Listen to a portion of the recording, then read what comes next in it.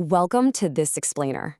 Today, we're going to unpack a truly fascinating story about business strategy, branding, and just incredible scale. We're going to uncover exactly how Starbucks evolved from a single, humble local store into a massive global empire. But more importantly, we're going to extract the absolutely crucial lessons this story teaches us about marketing psychology and how to build an experience that can completely change consumer behavior. All right, let's kick things off with a pretty staggering number. $5. This represents what millions of people willingly pay day in and day out for a cup of coffee that costs a mere fraction of that amount to actually produce. This isn't just about selling a beverage, right? It's a literal masterclass in value perception and brand loyalty. So, why do we willingly pay this? Well, to understand the psychology behind this premium pricing, we have to look back at how this single company completely changed the way the world drinks coffee. They didn't just capture an existing market, they fundamentally re-engineered it by altering our daily habits and expectations. Part 1, Before the Green Siren. Picture this. Pre-1971, coffee was basically considered a cheap utility. You know, it was that grim, bottomless cup of diner coffee you chugged purely for a morning jolt of caffeine. But the Starbucks vision entirely flipped this. They transformed coffee into a premium, experiential cafe model. They looked at coffee not as a cheap commodity that you compete on price with, but as an experience to be crafted and highly valued. Part 2, Selling beans, not brews. Now, this company's rapid evolution is really defined by a handful of pivotal moments. We're talking about its founding in Seattle back in 1971, to Howard Schultz joining the team in 1982, a destiny-altering trip to Italy in 83, the founding of Il Giornale in 85, and finally, a monumental acquisition in 1987. Let's actually break down what happened at the very beginning. See, the original vision was driven by three founders who were absolute, unapologetic coffee purists. When they opened in Seattle in 1971, their whole business model centered strictly around selling high-quality roasted beans for home brewing. And here's the crazy part. They completely ignored the idea of serving ready-to-drink coffee. They actually flat-out refused to sell you a brewed cup. Their focus was 100% on the raw ingredient and the retail sale of beans. Part 3, The Italian Espresso Epiphany. Okay, so everything shifted dramatically after a guy named Howard Schultz joined the company in 1982. Shortly after being hired in 1983, Schultz traveled to Italy, and that's where he discovered the authentic Italian coffeehouse. This trip totally opened his eyes to a completely different way of consuming coffee. He realized it wasn't just about bagging up roasted beans in a quiet little retail shop. It was about shifting the focus from the product itself to the vibrant social environment happening around the product. Schultz was just captivated by what we call espresso culture. He saw that in Italy, coffee was this daily social experience, a real community ritual. It was a space for conversation and connection, rather than just a morning utility. He instantly recognized the massive untapped market potential of bringing this immersive, community-driven espresso culture back to America. He knew right then that this could be a revolutionary business strategy. Part 4, The Great Coffee Schism. But, as you might guess, bringing this new concept to life led to a major clash of business philosophies. The original founders bluntly told him, "We are roasters, not a restaurant." They stubbornly rejected Schultz's vision because their primary concern was maintaining rigorous quality control over their beans. They were deeply passionate about their craft as roasters and had absolutely zero interest in managing the operational headaches of a bustling cafe environment. Well, Schultz was so fiercely convinced of his vision that he took a massive entrepreneurial risk. He literally left Starbucks entirely. He started his own cafe company called Il Giornale to prove the concept worked, successfully raised investor capital, and then eventually returned to execute a triumphant buyout of Starbucks in 1987. Looking at the business mechanics side by side, these two strategies couldn't have been more different. While the founders prioritized absolute quality control, bean sales, and catering to local purists, Schultz was playing a different game. He favored experiential scaling, selling actual brewed coffee, and aggressive national expansion. Schultz understood that to grow a massive business, you had to scale the experience, not just the retail product. Part 5, Inventing the Third Place. To scale this across the United States, Schultz introduced the brilliant concept of the third place. The idea was to create a comfortable, premium lifestyle space existing right between your first place, which is home, and your second place, which is work. This was the ultimate marketing psychology hook. It gave consumers a profound reason to linger, to open up their laptops, to meet friends, and to just socialize. They were no longer just selling a beverage, they were leasing an atmosphere. The financial and strategic impacts of this pivot, absolutely staggering. First, they completely stopped competing on price with cheap diners and fast food chains. By focusing on the experience, they successfully premiumized their product. They turned a basic, cheap commodity into a highly profitable daily status symbol. And finally, they fostered intense brand loyalty by building a community around that third-place feeling. People weren't just buying coffee anymore, they were buying into a lifestyle. Through this brilliant blend of premium lifestyle branding, high-margin brewed beverages, and rapid aggressive expansion, national dominance was firmly secured. They proved that Americans were more than willing to pay a premium for community, consistency, and a little touch of Italian flair. But that leaves us with a pretty massive question as we wrap up this explainer. Having completely won over America and revolutionized the domestic coffee industry, was this unique, premium brand resilient and adaptable enough to translate its success globally? I mean, could an Italian concept born and hybridized in Seattle truly survive and thrive in the rest of the world? That is a strategic puzzle definitely worth thinking about. Thank you so much for joining me for this breakdown. Hey everyone, welcome back to The Explainer. So, in part 1 of our Starbucks deep dive, we saw exactly how they took an everyday commodity and turned it into a massive national phenomenon. But conquering the globe? Well, that requires a completely different playbook.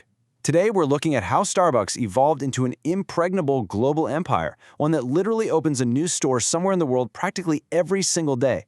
We're going to break down the exact strategies they use to scale across oceans, weather catastrophic financial storms, and build a digital ecosystem that generates billions. Okay, so here's our roadmap for today. First, we'll look at global expansion and adaptation. Then, we'll decode how they design that premium customer experience. Third, the massive 2008 crisis and turnaround. After that, we'll extract 10 actionable business lessons for entrepreneurs. And finally, we'll ask the tough question, what could actually destroy Starbucks? All right, let's dive into Section 1, global expansion and adaptation. Taking a brand that absolutely kills it in the Pacific Northwest and making it resonate in Asia, Europe, and everywhere else, that is a massive operational and cultural hurdle. Just look at the sheer speed of this rollout. It's honestly staggering. In 1996, they made this huge leap across the Pacific, opening their first international spot in Tokyo. Just 2 years later, boom, 1998, they're crossing the Atlantic into the UK and Europe.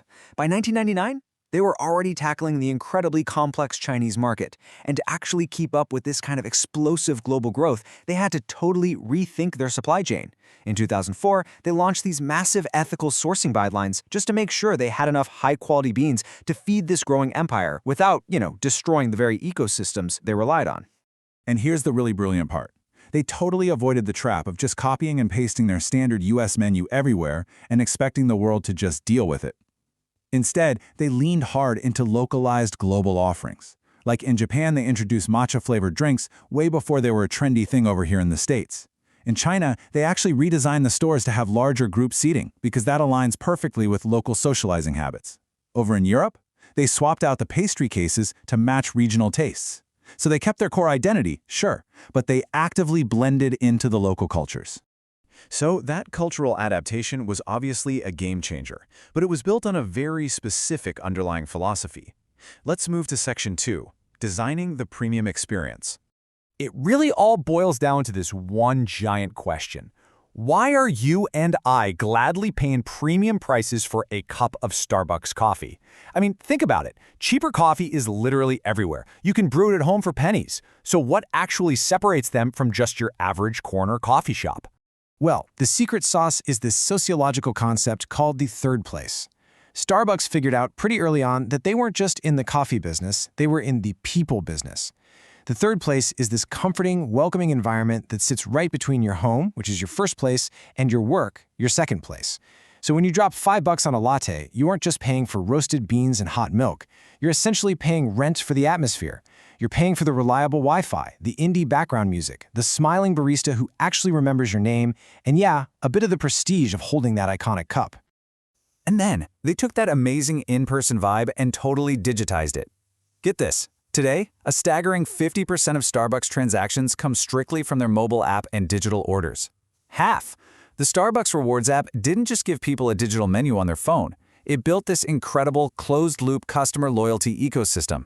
They essentially gamified drinking coffee with stars, tier levels, and personalized rewards. It builds this habit-forming behavior that pretty much guarantees recurring revenue. It absolutely dominates their business model today. But hey, a premium brand can't survive on good vibes in a slick app alone, right? The product actually has to deliver. Their global supply chain is built on 3 rock-solid steps. First, the ethical sourcing of beans through their CAFE practices program.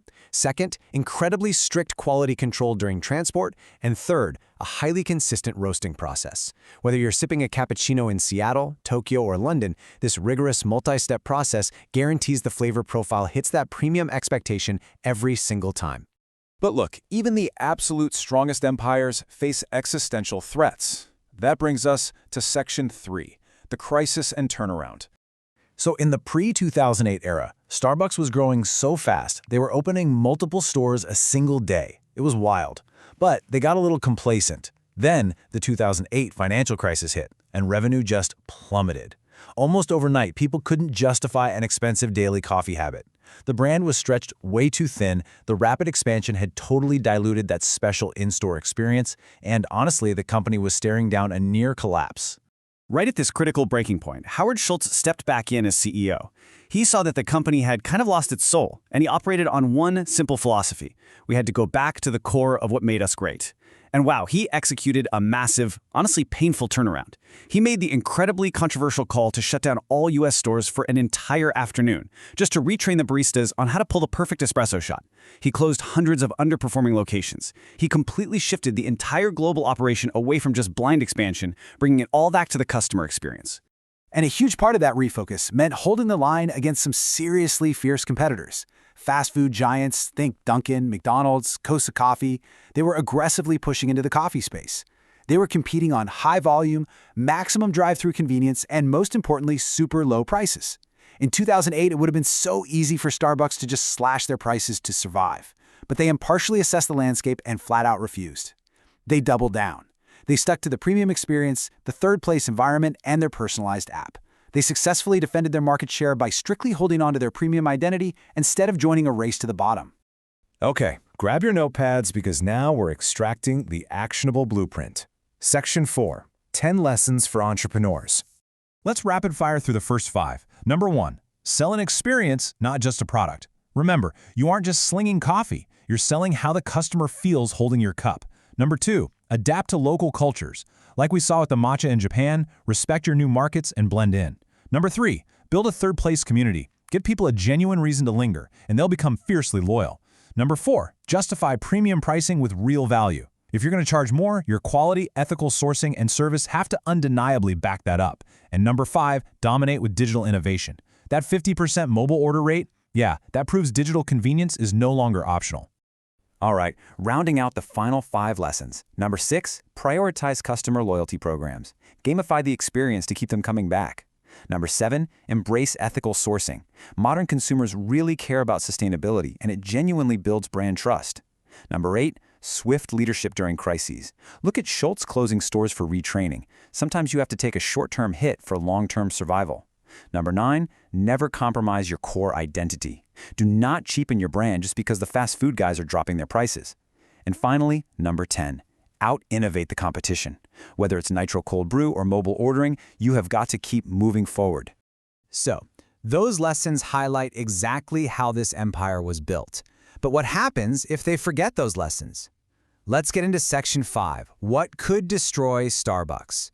Because, let's be real, even the most powerful empires have vulnerabilities. First up, stagnant innovation. If their app stops being cutting edge, they lose that massive convenience advantage. Next is pricing fatigue. Yes, they're a premium brand, but if prices hike up too fast, especially during tough economic times, they risk totally alienating their core fan base. Then, there's changing consumer behavior. If the work-from-home trend keeps accelerating, people might just invest in high-end homebrewing or shift to ultra-local indie cafes. And lastly, the absolute most fatal threat, losing brand trust. If the stores get messy or the baristas stop being friendly, that premium third-place aura is completely destroyed. And without that, they're really just another overpriced cup of coffee.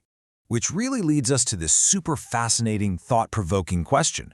Could another company build a brand like Starbucks from scratch today?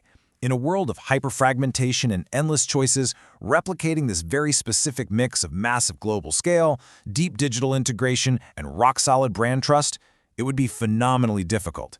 It really is a once-in-a-generation alignment of vision and execution. And that brings us to the ultimate takeaway from all of this source material. The secret to their entire global empire boils down to one simple truth. People might come for the coffee, but they return for the experience. That right there is the exact philosophy that turned a single little storefront in Seattle into a permanent fixture of global culture. I really hope this breakdown gave you a totally fresh perspective on what it actually takes to build and maintain a global brand. So I'd love to hear from you. What business lesson from Starbucks impressed you the most? Drop your thoughts in the comments below. And hey, if you got some value out of this explainer today, please hit that like button, subscribe to the channel for more deep dives, and keep on learning. We'll see you in the next explainer.